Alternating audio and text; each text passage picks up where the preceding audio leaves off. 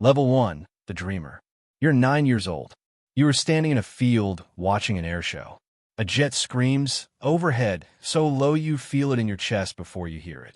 The sound hits you half a second after the plane is already gone. You don't understand how something can move faster than its own noise. You don't understand it, but you feel it in every bone in your body. You go home and draw F-18s in your notebook for 3 weeks straight. Your father takes you to a Navy recruitment office on a Saturday morning. There's a poster on the wall of a jet launching off an aircraft carrier. Steam is everywhere. The pilot's helmet is dark. The ocean is behind him. You stare at that poster for 10 minutes without saying a word. You decide then. Now when you grow up. Not maybe. Now. You decide now. In middle school, you read everything you can find about fighter pilots. Top Gun, Chuck Yeager, John Glenn. You learn that Glenn was a Marine pilot before he was an astronaut. You learn that the Navy produces some of the best aviators in the world because landing on a carrier is the hardest thing a pilot can do. The runway moves. The runway pitches. The runway is 300 feet long on a ship in the middle of the ocean at night. You want to do that. You want to do exactly that. In high school, you run every morning before school. You study harder than anyone in your class because you already know you need a college degree. You already know you need perfect vision and a clean record and a GPA that will get you into a program that only takes the best. You are 16 and you're already training for a life most people never attempt. Your friends don't understand you. That's fine. You're not doing this for them. Level 2, the Midshipman. You got into the Naval Academy. Annapolis, Maryland. The oldest and hardest military college in the country. You arrive on induction day in July. They call it I-Day. You'll call it the worst day of your life. They shave your head in the first hour. They scream at you from the moment the bus stops. A plebe summer instructor is 2 inches from your face telling you that you are nothing. You believe him. For 6 weeks you do nothing but run, march, drill, and suffer.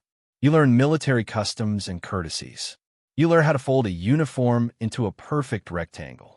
You learn how to make a rack so tight a quarter bounces off it. You also learn that pain is negotiable, that your body will keep going long after your brain is asking to stop. The academic year starts. You are now a plebe, the lowest rank at the academy. Upperclassmen can make your life miserable, and they do. You eat meals at attention. You walk along the edges of hallways.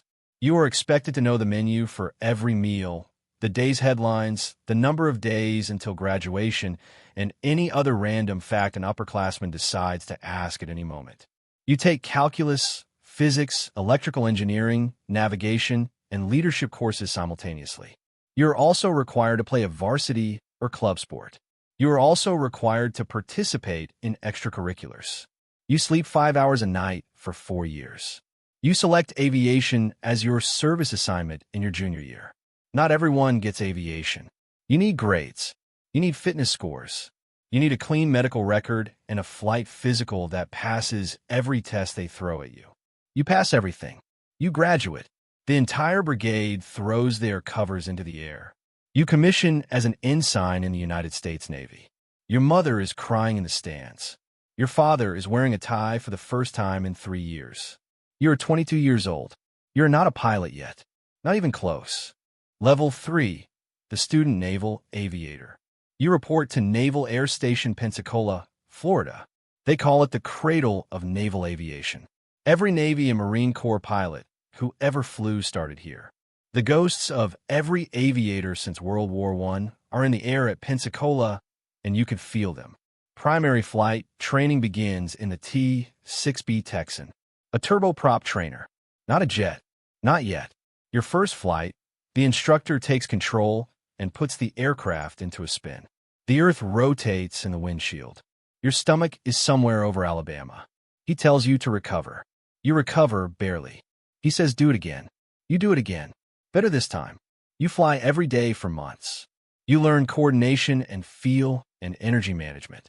You learn what an airplane wants to do versus what you are telling it to do. Those are 2 different things. You learn to speak the language the aircraft is speaking. You solo after 60 hours of instruction. The first time you take off alone, the cockpit is quieter than you expected. There is no voice in your ear. There is no instructor ready to grab the stick. It is just you and the aircraft in the sky. You fly a perfect pattern and land cleanly. You taxi back and the ground crew is waiting. They dump a bucket of water on your head. It is a tradition. You are grinning too hard to care. You progress to instrument training and then to advanced jet training in the T-45 Goshawk. The T-45 is a real jet. The T-45 has an ejection seat. The T-45 will hurt you if you stop respecting it. Your first jet flight, you push the throttle forward and the acceleration shoves you into the seat. You are at 500 knots before you finish the thought. This is different. This is entirely different. You spend a year in the T-45 learning formation flying, night flying, instrument approaches, and carrier qualification procedures. The academics are brutal. Emergency procedures, aerodynamics, systems knowledge. The written tests are pass or fail, and the standard for passing is high. Men wash out every week. They do not get second chances. They get new orders to surface warfare or submarines, and they try not to let you see how much it costs them. You get your wings of gold at a ceremony in Pensacola. A captain pins them to your chest. They are small and gold and heavy in a way that has nothing to do with the metal. You are a naval aviator. You are now eligible for your first fleet aircraft.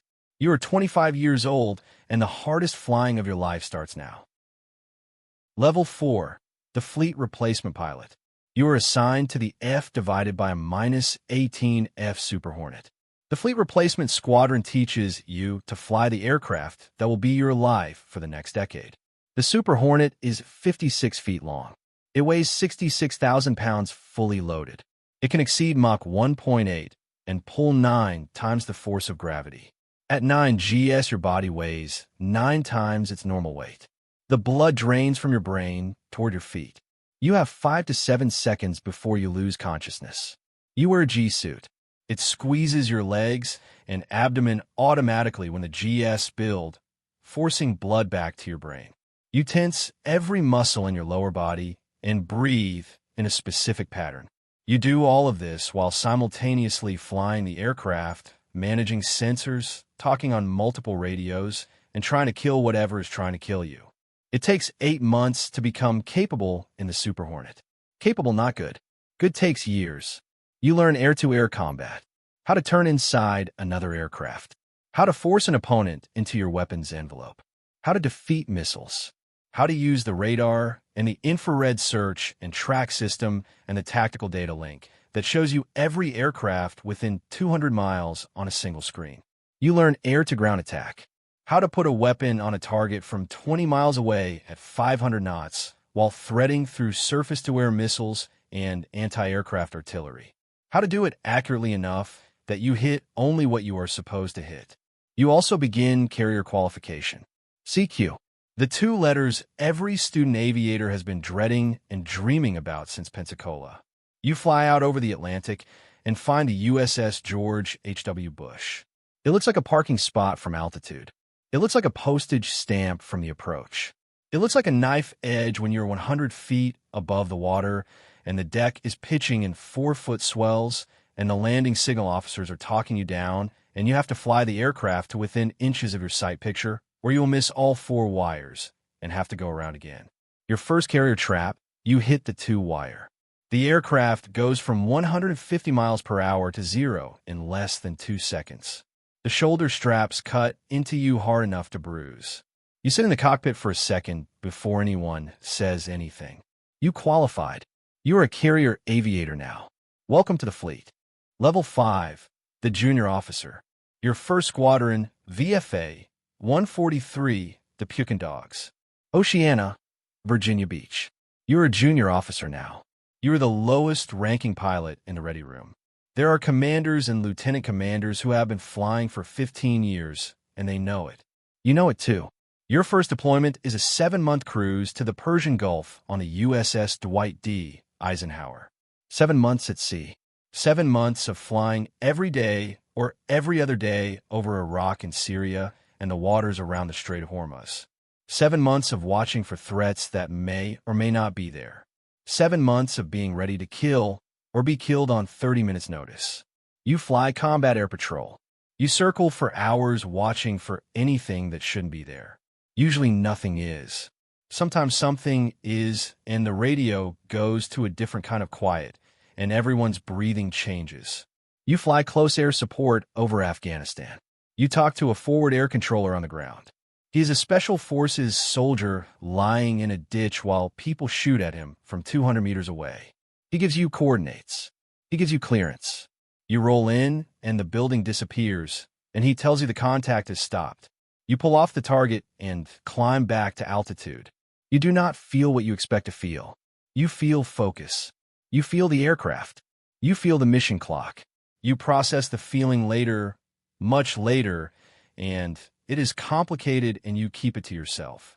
Your ship crosses through the Strait of Hormuz on a night where Iranian Revolutionary Guard boats are behaving aggressively. You are in the cockpit overhead for 4 hours. The situation de-escalates. You land back aboard at 2 in the morning. You eat a cold sandwich in the ready room and debrief for 45 minutes, and then you sleep for 6 hours and you do it again tomorrow. You do this for 7 months. You come home. The pier at Norfolk is crowded with families. Wives and husbands and children and parents. Someone is holding a sign with your name on it. Your girlfriend of 2 years is wearing a yellow dress. You hug her for a long time. You do not let go for a long time. You are 28 years old, and you have seen more of the world than most people and less of home than you wanted. That is the deal, and you knew it was the deal going in. Level 6, the department head. You got promoted to lieutenant commander. You are now a department head in the squadron. You run the operations department or the safety department or the maintenance department, depending on the needs of the command. You have junior officers reporting to you. You have sailors reporting to you. You are responsible for their performance and their well-being and their mistakes. You're also still flying. You are flying more than ever. You're leading flights now. You're the flight lead, and the other aircraft go where you tell them to go, and they trust your judgment in the air completely. That trust is heavier than the G-suit. You get selected for Top Gun. Top Gun, the Naval Strike and Air Warfare Center in Fallon, Nevada. The real one, not the movie. The movie got the name right and most else wrong. Top Gun is 5 weeks of the most intense aviation training in the world. You fly against instructors who have spent years developing tactics and skills specifically designed to defeat every aircraft and missile system that exists. They're very good. They're better than you. You know this. They will tell you this directly and without apology, and then they will show you. You fly 4 or 5 flights a day. Each flight is debriefed in detail. Every mistake you made is reconstructed from radar recordings and gun camera footage. In the debrief room, there is no rank. The most junior instructor will tell a senior officer exactly what he did wrong, and the senior officer will listen, because if he doesn't listen, he will die if this is ever real. You become a better pilot in 5 weeks than you became in the previous 3 years. You return to your squadron, and you teach what you learned. You are now the most tactically current pilot in the air wing. That comes with responsibility that keeps you awake at night in a good way. Your second deployment. Iran is more aggressive. China is building islands. North Korea tests missiles every 6 months. The world is messier than when you started, and the missions are more real than they used to be. You carry the weight of that differently now. You are not the new guy anymore. Level 7, the Strike Fighter Weapons School Instructor. Someone taps you on the shoulder. You're going back to Fallon. Not as a student this time. As an instructor. You spend 3 years at Top Gun teaching the best fighter pilots in the Navy and Marine Corps how to be better. You develop tactics. You analyze threats. You study every foreign aircraft and missile system with the same intensity a doctor studies disease. You fly against aggressor aircraft painted in foreign color schemes, flying foreign tactics. You are the enemy twice a week so that your students know what the enemy looks like and fights like. Your days are flying and teaching and writing and revising. The flying is spectacular. The teaching is harder than the flying.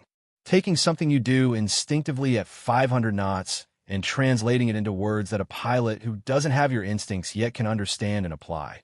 That is a skill that has nothing to do with stick and rudder and everything to do with patience and clarity.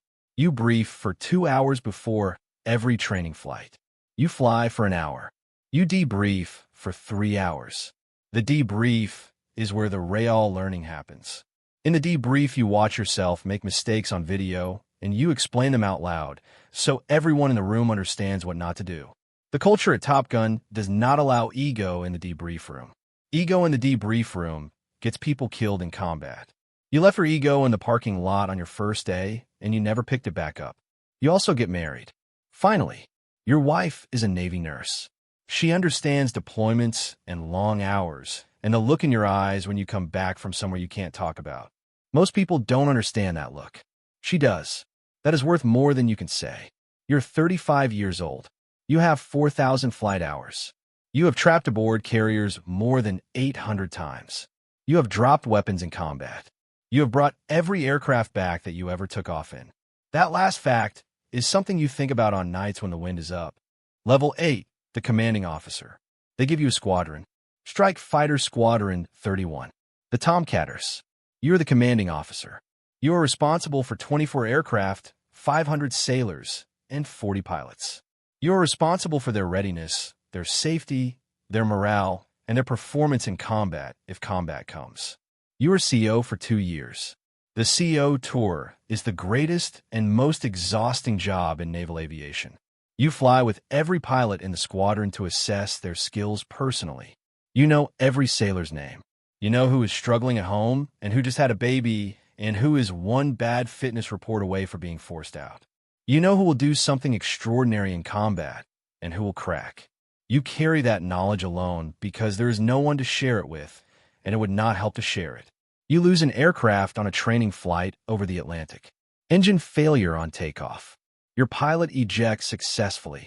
He is in the water for 11 minutes before the rescue helicopter reaches him. 11 minutes in 58-degree water in November. He survives with hypothermia and a cracked vertebra. You visit him in the hospital that night. He is pale and shaking under 3 blankets. He shakes your hand and tells you the ejection worked perfectly. You tell him he did well. You drive home at midnight and sit in your car in the driveway for 20 minutes. You deploy one more time as CO. The deployment goes well. Your squadron's performance metrics are the best in the air wing. Your pilots come home alive. On the pier after 7 months at sea, watching your sailors run to their families, you feel something you have not felt in years. Uncomplicated pride, the kind that needs no explanation. Level 9, the flag officer. You are selected for Admiral. Rear Admiral lower half. 1 star. You pin it on in a small ceremony in Washington. Your wife pins it. Your kids are there. They are teenagers now. They have grown up mostly without you, and they are kind about it, and you don't deserve how kind they are about it. You are now one of fewer than 300 admirals in the United States Navy. You run a numbered fleet, thousands of sailors, dozens of ships and aircraft, a budget larger than the GDP of a small country. Your decisions affect operations across an ocean. You brief the Secretary of the Navy. You brief the Chairman of the Joint Chiefs. You brief the National Security Council. In those rooms, you speak carefully and precisely because imprecise words at that level can start or end things that you cannot take back. You also watch the world from a different altitude now. You see the strategic picture that you could not see from the cockpit. You see the connections between economics and diplomacy and military posture. You see how fragile the peace is and how much work it takes to maintain it, and how little credit that work ever receives. You still fly when you can. Not operationally. Occasional familiarization flights to stay current. The aircraft know you still. The carrier still pitches in the swells, and the wires still catch, and for a moment in the cockpit you are 25 years old again with wings just pinned to your chest, and everything is still possible. Those moments are shorter every year. The world has changed since you started. The threats are different. Unmanned systems, hypersonic missiles, directed energy weapons, cyber attacks on the navigation systems of ships at sea. The adversaries have been watching everything the Navy does for 30 years, and they have built specific tools to defeat specific things. You helped build the response to those tools, and you do not know if the response is good enough. Nobody does. That uncertainty is the part they don't prepare you for. You carry it anyway. That is the job. Level 10, the legend. You retired last spring. The ceremony was at Oceana, the base where your career began. The air wing flew a missing man formation over the parade ground. One aircraft pulled straight up into the sky and disappeared into the clouds, and the other three continued in formation without it. You stood at attention and did not look at your wife, because you knew if you looked at her you would not make it through the ceremony. You are 60 years old. You have 6,400 flight hours. More than 1,000 carrier-arrested landings. For combat deployments. 1 Distinguished Flying Cross. 3 Air Medals. A Legion of Merit.